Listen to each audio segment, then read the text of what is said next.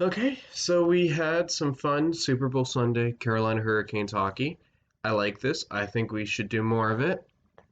Now, as for the game itself, I thought in general, Carolina played a good game. I think everyone on the ice really pulled their weight. There were some mistakes, but that's hockey. But you got a lot of goals. You can't complain about how the team is playing as a whole.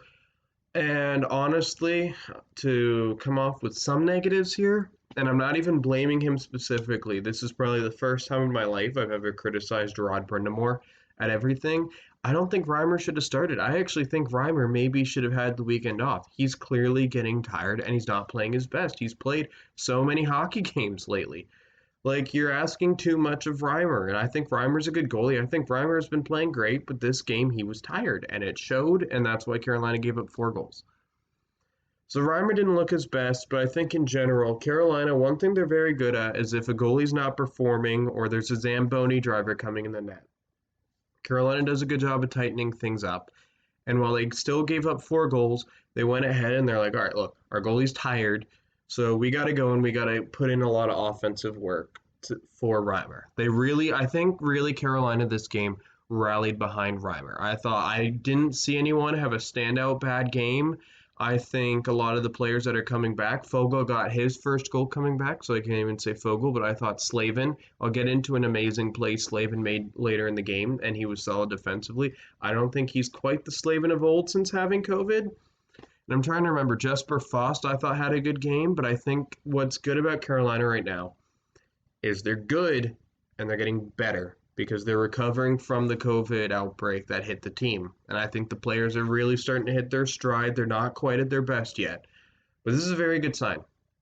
Carolina is winning games when their goalie isn't playing well. They're bailing their goalie out. And I don't even think it was their goalie, but their goalie that was playing bad. But, at the end of the day, Carolina got the 2 points. Now, I think once again, Carolina had a hard time defending the lead. I don't think they should have given up that fourth goal, and they almost blew their 6-4 lead by giving up a goal and taking a penalty. You can't do that. Now, we could get into the officiating and everything, but for me, a bad call by the ref is a bad call. You got to play through it. So there were some bad calls, there were some iffy calls. They were technically penalties, but it's like, are you really going to call a titty tap play?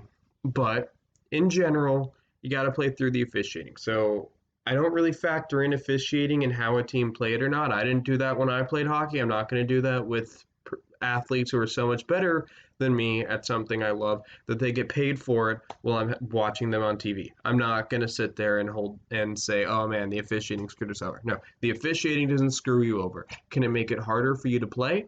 Yes, but you play through it? Yes, and that's the attitude you need to have, and I think I saw that with Carolina this game. Like I didn't see them getting upset. I think Rod Brindamore getting upset is fine, but Carolina does do a good job of just playing through the officiating and doing their best to not let bad officiating get to them. So I'm not going to sit here and factor in the officiating. There was the clear, like either you got to call the goal off or you got to give Columbus a penalty. If you think he was offside, put call it offside and nullify the Canes goal. If you think it wasn't offside, then Columbus should have a penalty. So there was a logic behind that. Unfortunately, my feed cut out, so I was cutting on and off, especially at the end. So I'm going to give out player of the game. Jacob Slavin, I think, had a play of the game with that clutch block shot. I love Jacob Slavin. I'm wearing his jersey right now.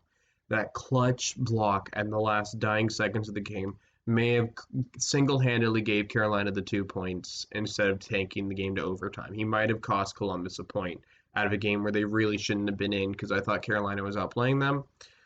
Vincent Trocheck taking a few pucks off the chin and stuff. I was initially going to give it to Brett Pesce because I thought Brett Pesce all around had another really good game. I think one thing Brett Pesce has done very well is step up his game with the COVID players having to step down and then continuing to play at his peak and continuing to play at his peak. So But at the end of the day, I think Jordan Stahl should get it for his amazing clutch penalty. And I'm going to double check because I think Jordan Stahl got a few points. He was definitely on the ice for a few points. He was at least screening the goalie for one of the crucial goals. And to me, screening the goalie is as good as the goal and an assist. Whether or not the player gets credit for it. So as I look to find out if Jordan Stahl got a point, yes, Jordan Stahl did get a goal. He had a clutch penalty kill block. So I got to give it to Jordan Stahl, the captain. I've really liked Jordan Stahl's game this season. So yeah, that's the Hurricanes game. Now, more importantly, what did you guys think of the hockey game? I like getting feedback from you guys. Comment down below if you like the content I'm producing on the channel. Hit like and subscribe. And I'm an idiot. I forgot. Literally looking at the NHL app, forgot to say when the next Canes game is tomorrow, and they showed it on the feed. And I'll see you guys tomorrow for the Carolina Hurricanes game against the Columbus Blue Jackets in their next series. So I'll talk to you guys again tomorrow.